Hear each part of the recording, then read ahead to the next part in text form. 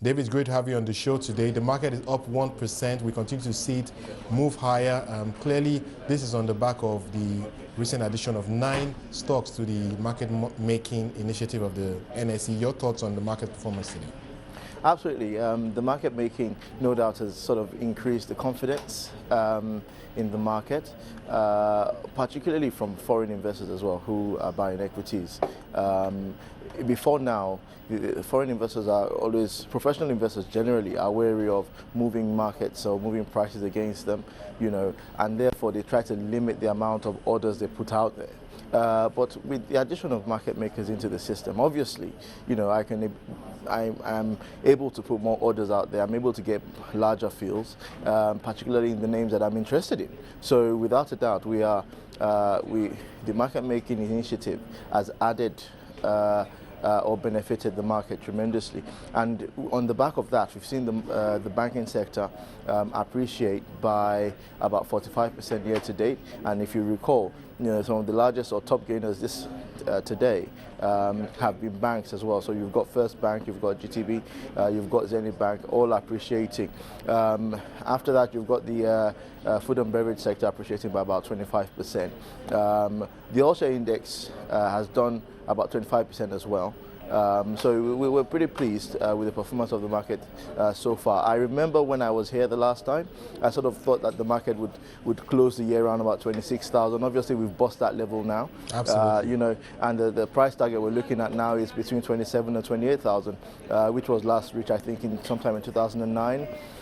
All right, that's very conceivable if you look at the market trend. I mean, today alone, we see the likes of Union Bank up almost 10%, Dangote Sugar up 7%.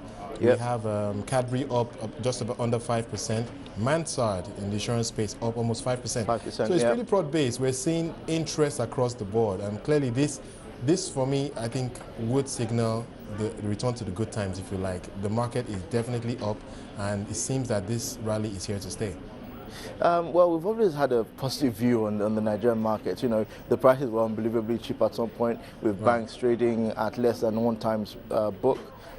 For a while, we've seen P's at single digits, and despite that, these companies were growing. There were the times when the banks had a lot of issues and they had high non-performing loans on their books, and the margins were non-performing loan margins were obviously quite high. But obviously, with all the reforms that have taken place, we're pretty pleased with where the market is. We expect the market to touch about 28,000. That's the next real resistance level. If you remember, sometime in 2009, the market rallied and went all the way to about 30,000, but then fell spectacularly thereafter.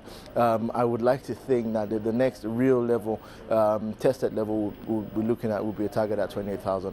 All right, so clearly it's conceivable that we'll see the market hit those targets. Let's shift our focus a bit now and move on to the bond market. And what can you tell us about how the market is trading? Of course, we've seen a rally in that market as well.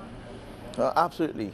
We've seen about 350 basis points in the bond market from where we used to be around about 16-17%. We believe that, and I think I said this on your show last week, that we're going to see the market trend downwards. We're going to see yields trend downwards and the market rally.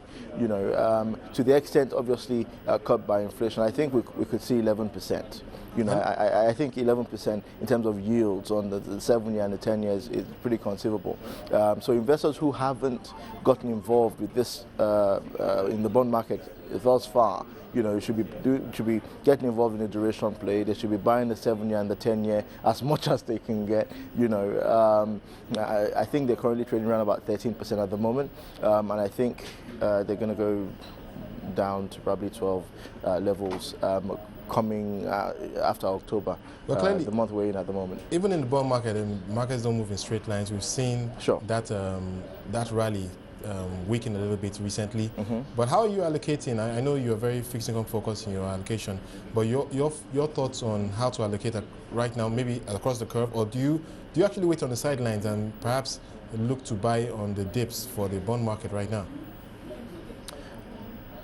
Regarding our equities exposure, we bought a while back and just sat on some of our positions. No, I'm more particular about your fixed income exposure now. How are you playing fixed income? Are you staying in cash, or are you looking to buy bonds now because you think they will still rally?